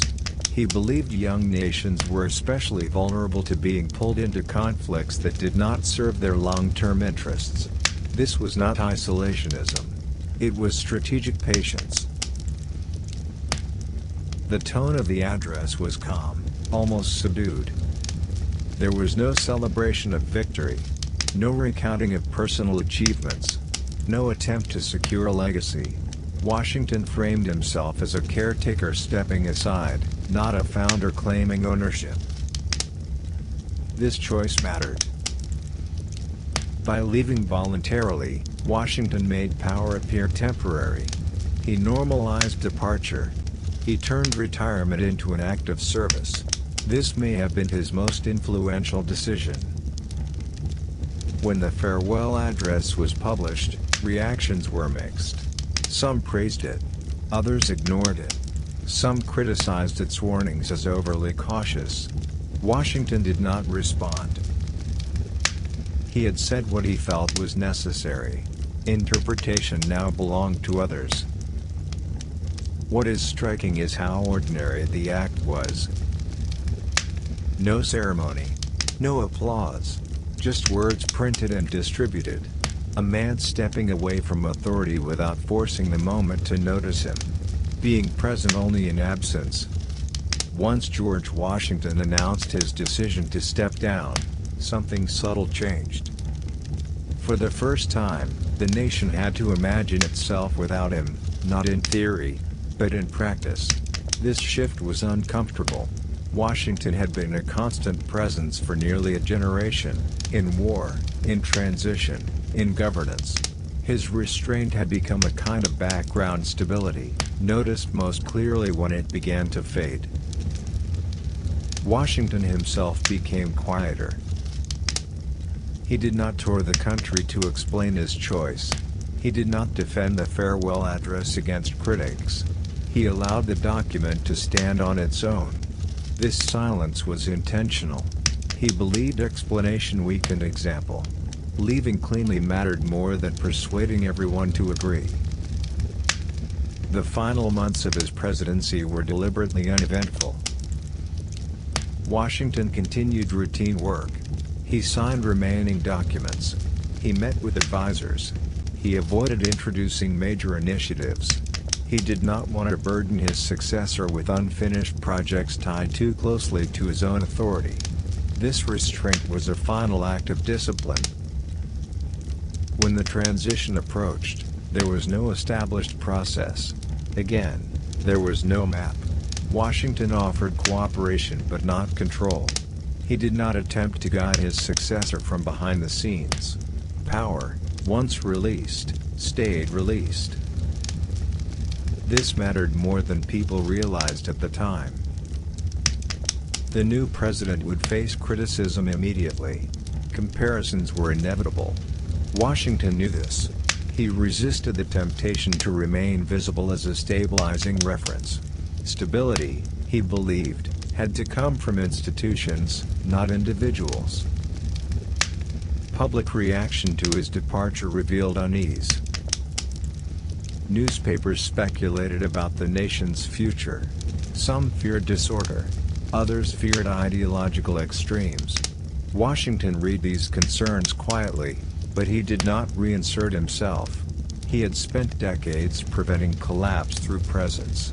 Now he tested whether absence could do the same. Returning to Mount Vernon felt different this time. It was not relief alone. It was adjustment. He was no longer the final authority. Letters still arrived, but they were fewer. Decisions no longer required his signature. Silence expanded around him. Washington filled his days with familiar routines. He managed the estate. He rode when health allowed. He read. He wrote selectively. This return to ordinary time was deliberate. He wanted to demonstrate that leadership did not entitle a person to permanent relevance. Visitors continued to come, drawn by curiosity rather than duty. Washington received them politely but without enthusiasm. He did not revisit political debates. He did not comment extensively on current affairs. Distance, again, was his chosen position. Yet absence does not mean irrelevance.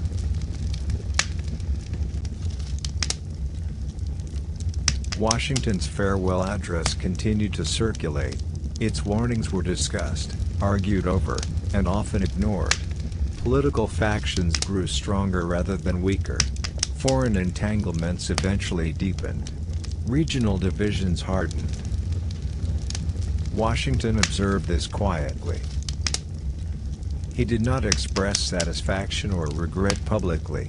He understood that advice offered too often becomes noise. He had said what he believed necessary. Repetition would not strengthen it. His death in 1799 turned absence into permanence. The nation responded with grief that revealed how much his presence had mattered.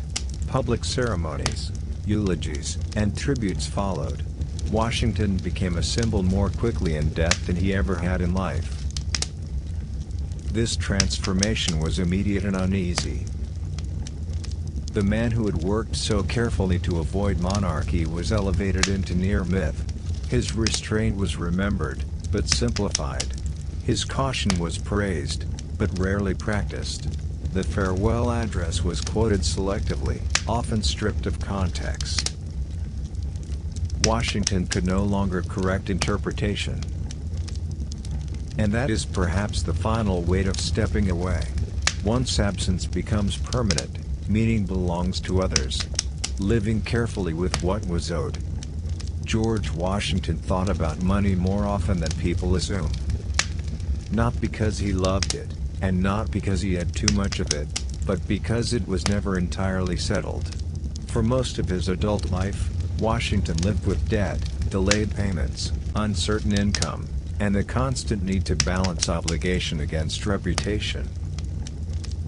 This shaped him more than ideology ever did. From a young age, Washington learned that wealth was not the same as security. Land could be valuable and still produce little cash. Crops could fail. Markets could shift. Credit could disappear suddenly. Much of his wealth existed on paper, tied up in property and expectations rather than liquid funds. This mattered. Washington's lifestyle, his home, his responsibilities, his public roles, required steady expenditure. Hosting guests, maintaining Mount Vernon, paying workers, purchasing supplies, and later funding travel and public duties all cost money. Income rarely matched timing. Debt became normal. Washington tracked it meticulously. Ledgers were detailed. Expenses were recorded carefully. He disliked surprises.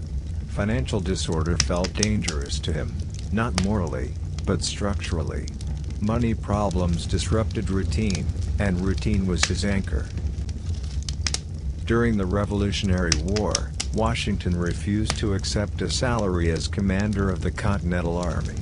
This decision is often framed as noble simplicity. In reality, it was more complicated. Washington asked instead to be reimbursed for expenses.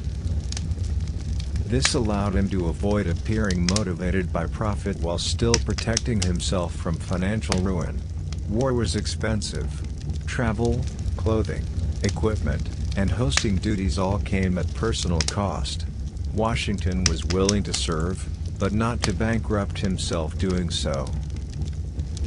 Even reimbursement was inconsistent. Congress delayed payments. Records were incomplete. Expenses accumulated. Washington waited. Waiting became his financial strategy. By the end of the war, he was owed significant sums. He did not demand immediate settlement. He understood the government's weakness. Pressing too hard might damage fragile trust. Once again, restraint guided action. But restraint did not erase anxiety. At Mount Vernon, Washington experimented constantly to improve profitability. He shifted crops. He invested in milling.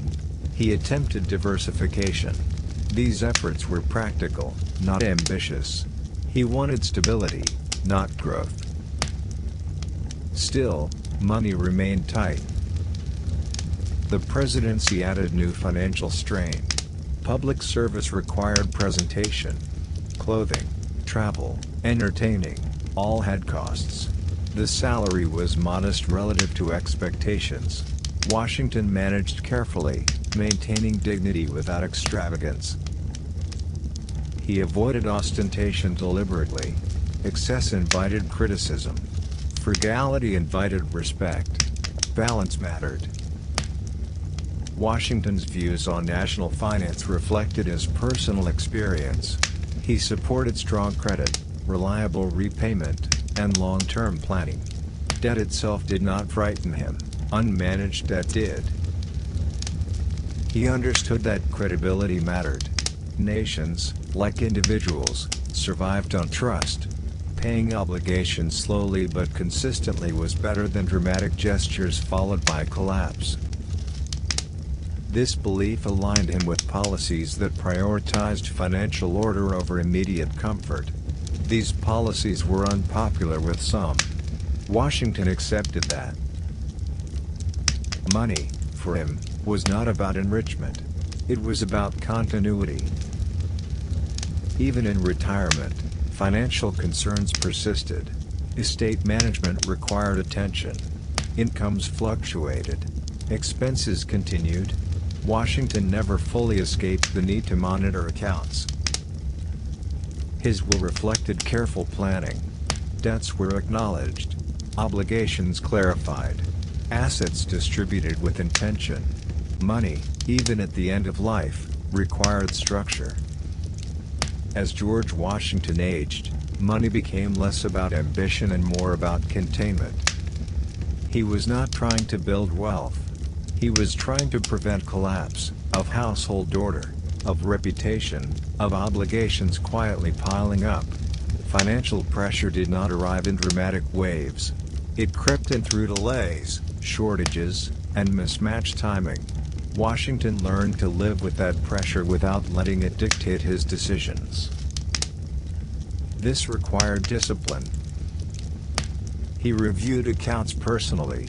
He questioned expenses. He expected detailed explanations from managers. Waste irritated him, not because it was immoral, but because it signaled loss of control. Financial disorder often preceded other kinds of disorder. He had seen this repeatedly, on estates, in armies, and in governments. During his presidency, Washington became increasingly aware that personal finance and national finance mirrored one another. Public trust depended on consistency. A government that borrowed without a plan, delayed repayment without explanation, or changed rules unpredictably would lose credibility. Washington supported policies that reinforced stability even when they caused short-term discomfort. He had lived that discomfort privately for decades. This perspective made him patient. He understood that financial recovery was slow. Debt did not disappear through declarations. It required steady management. Washington resisted pressure for dramatic solutions. He preferred incremental improvement. Critics called this cautious. He called it realistic. At Mount Vernon, this realism shaped daily decisions. Repairs were scheduled carefully. Improvements were weighed against cost. Even hospitality, so central to his public role, was managed with restraint. Generosity had limits. Appearances mattered, but extravagance was dangerous. Washington's relationship with money also shaped how he viewed corruption. He did not believe virtue came from poverty. Nor did he believe wealth automatically corrupted. What concerned him was dependency, financial reliance that compromised judgment. This belief influenced his refusal of gifts and favors that might imply obligation. Independence, to Washington, was economic as much as political. Toward the end of his life, financial clarity mattered deeply. He reviewed debts carefully. He structured his will to prevent confusion. He wanted no disputes, no lingering uncertainty. Even death, he believed, should not create disorder. This attention to detail was not dramatic. It was tedious. But it was consistent with everything else he valued. Washington did not romanticize struggle. He did not celebrate hardship. He simply accepted that stability required effort and time. Money, like leadership, was something to be managed carefully rather than displayed. As you reflect on this quieter side of his life, counting costs, delaying gratification, accepting slow progress, you may begin to see Washington less as a symbol and more as a steward. This restraint earned trust. Washington's tours also reminded him of the nation's fragility. Infrastructure was poor. Communication was slow. Enforcement depended heavily on cooperation. The government functioned, but unevenly. These journeys strengthened his belief in gradualism. Change imposed too quickly would fracture trust. Authority had to grow through familiarity. Yet travel took a toll. Long days on horseback strained his body. Pain intensified. Fatigue lingered. Still, Washington persisted. He believed leadership required personal inconvenience. Comfort, again, was secondary to continuity. There was symbolism in the image of the president on horseback, not as a conqueror, but as an observer. He was not leading troops. He was checking on a system still finding its shape. Over time, these journeys helped normalize the presidency. It became something citizens could imagine interacting with, even if indirectly. Washington did not want awe. He wanted acceptance. As you picture him riding slowly through uneven roads, stopping at modest inns, listening rather than declaring, you begin to see leadership expressed through presence rather than power. Fighting what could not be fought. Not all of George Washington's enemies carried weapons. Some arrived as rumors, others as impatience. Many appeared as misunderstandings that slowly hardened into resistance. These were the opponents Washington found most difficult to manage, not because they were powerful, but because they were invisible. After independence, the greatest threats to the new nation were not armies. They were doubts. Doubts about whether the government would last. Doubts about whether laws would be enforced. Doubts about whether promises made during war would ever be honored. These doubts did not gather in one place. They spread quietly, from town to town, carried in conversations rather than commands. Washington understood this kind of danger. He had seen it before in the army. Morale collapsed long before armies dissolved. Confidence vanished before defeat became obvious. A nation could unravel without a single decisive moment.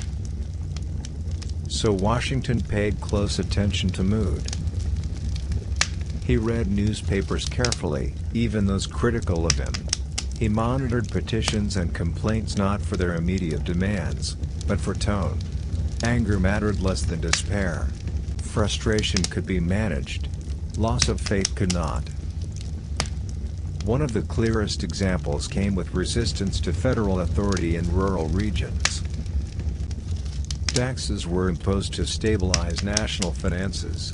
To many, they felt distant and unfair. Enforcement was inconsistent. Rumors spread faster than explanations. Washington watched this unfold without rushing to respond. When resistance turned into open defiance, Washington faced a familiar dilemma: act too quickly, and authority looks oppressive; act too slowly, and authority looks weak. He chose presence before punishment. Before force was used, warnings were issued. Explanations were published. Officials were sent to listen and negotiate. Washington believed that many conflicts began not from rebellion, but from feeling ignored. Yet he also understood limits. When resistance escalated and laws were openly challenged, Washington acted decisively. He mobilized forces not to fight a war, but to demonstrate inevitability. The goal was not victory, but compliance without bloodshed. This approach revealed how Washington viewed enemies without battles. They were not to be crushed. They were to be contained, clarified, and resolved before violence became necessary. Most importantly, Washington avoided humiliation. Those who resisted were not treated as traitors if they stood down. Reconciliation mattered. Authority, once asserted, did not need to be reasserted through punishment. This restraint reinforced legitimacy. Washington believed fear was unstable. It created obedience briefly, then resentment. Trust lasted longer, even if it grew slowly. His goal was not submission, but acceptance. These invisible conflicts exhausted him more than open warfare ever had. There were no clear victories. The season had never really ended. Valley Forge is often remembered as a single winter. A frozen place. A moment of suffering. A turning point that ended neatly once spring arrived. But for George Washington, Valley Forge was not an episode that passed.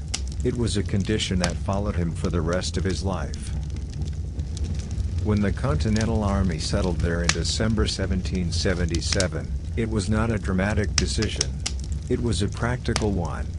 The location allowed Washington to monitor British forces in Philadelphia while keeping his army close enough to respond if needed. Strategy, not symbolism, placed them there. What followed was slow deterioration. Food supplies were inconsistent. Clothing was inadequate. Shelters were crude. Disease spread easily through crowded conditions. Men weakened quietly. Some died without ever seeing battle. Washington recorded these losses carefully, each number adding weight to his responsibility. You can imagine the repetition of the days.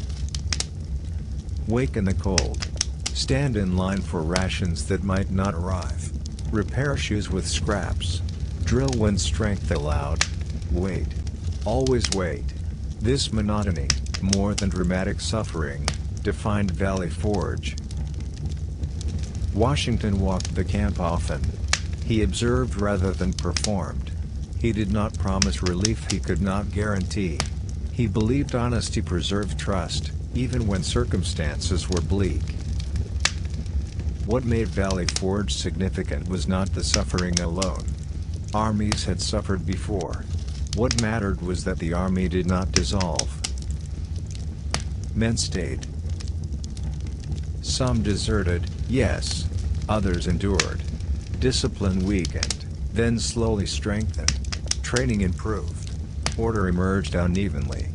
The army learned to function under scarcity. This experience reshaped Washington's understanding of leadership permanently. He learned that morale depended less on speeches and more on predictability. Knowing what to expect, even if it was hardship, felt safer than uncertainty. Routine became survival. The arrival of structured training under Baron von Steuben mattered not because it introduced new tactics, but because it imposed rhythm. Drills repeated daily. Movements became familiar. Familiarity created confidence. Washington watched this transformation quietly. Valley Forge also deepened his distrust of institutions that failed to deliver support. Congress delayed supplies. Systems broke down. Promises were made and missed. Washington did not forget this. It informed his later insistence on stronger federal authority. Even after the war, Valley Forge remained present in his thinking.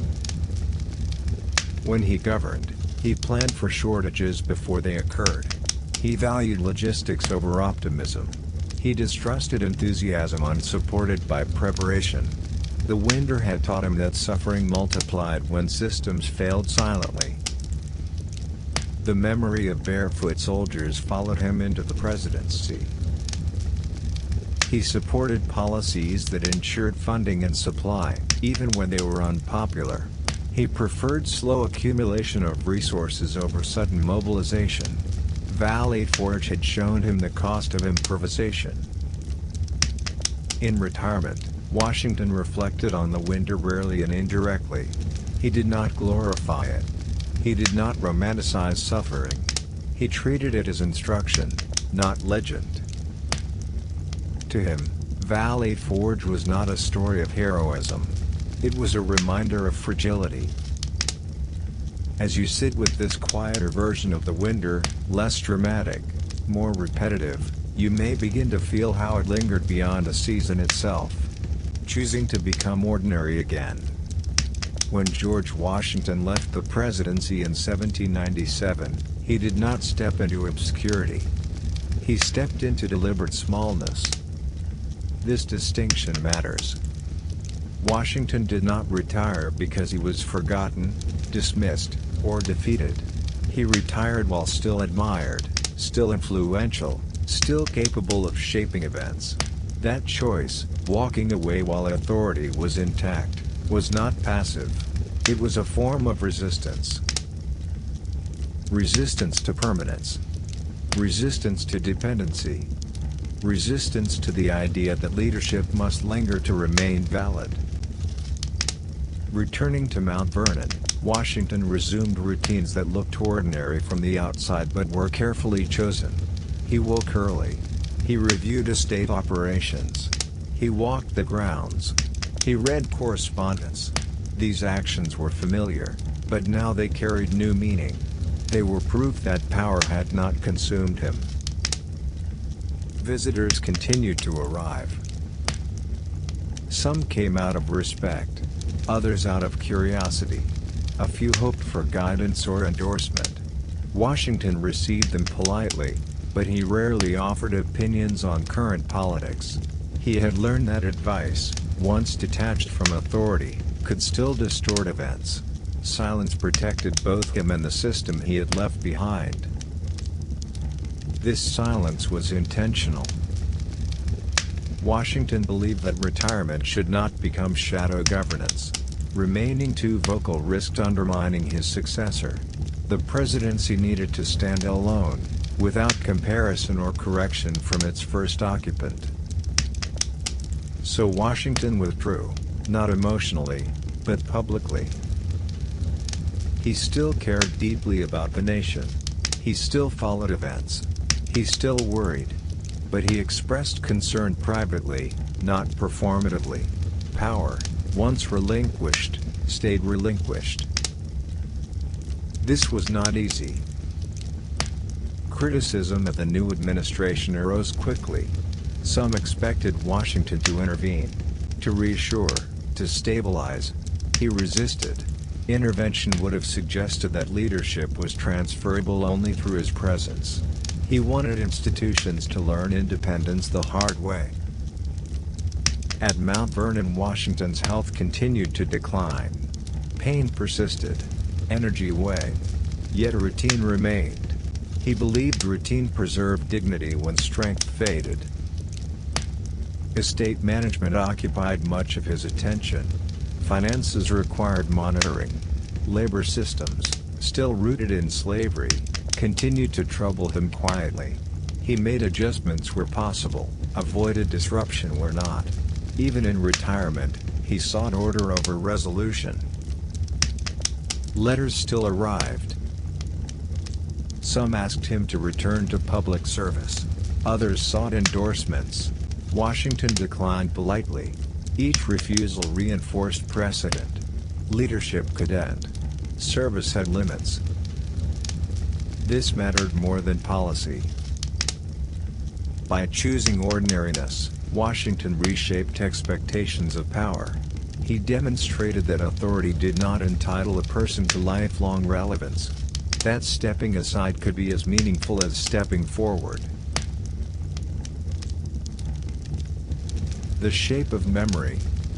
George Washington did not set out to become a symbol. In fact, much of his life was spent resisting exactly that. He avoided dramatic language.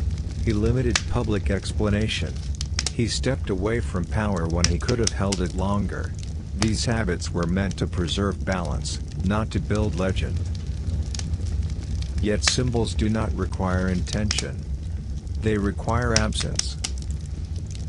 When Washington died in December 1799, the nation responded not with analysis, but with elevation. Public grief moved quickly toward abstraction. Eulogies simplified. Complexity softened. Contradictions were set aside. The man became an outline. This transformation happened fast. Newspapers spoke of him in ideal terms. Artists fixed his image into recognizable poses, upright, composed, distant. Stories circulated that emphasized virtue and minimized hesitation. The long years of waiting, doubt, paperwork, pain, and compromise faded into the background. Washington became useful. A young nation needed a figure that felt steady and uncontested. Washington's restraint made him perfect for this role. He could be praised without reopening old arguments. His silence allowed interpretation. His absence prevented correction. Over time, the symbol hardened. Children learned of Washington as decisive rather than cautious, strong rather than restrained, certain rather than patient. The routines that defined his life, writing letters, managing details, delaying decisions, did not translate easily into legend. So they were left out. What remained was posture. The calm face. The firm stance. The general who led. The president who began. This simplification served a purpose. It created a shared reference point. A common figure everyone could agree on, even if they disagreed on everything else. But something was lost. The man who doubted himself. The leader who waited instead of acting. The administrator who believed survival mattered more than brilliance. The human being who lived with pain, contradiction, and unfinished answers. Washington had understood this risk. That is why he avoided public myth-making while alive. He did not want reverence to replace responsibility. He believed citizens should trust institutions, not personalities. Yet once he was gone, personality was all that remained visible. Symbols are easier than systems. They require less effort. They ask less patience. They invite admiration instead of participation. Washington became a symbol not because he sought it, but because memory prefers clarity over accuracy. History smooths edges. It selects what reassures. And still, the quieter truth persists beneath the monument.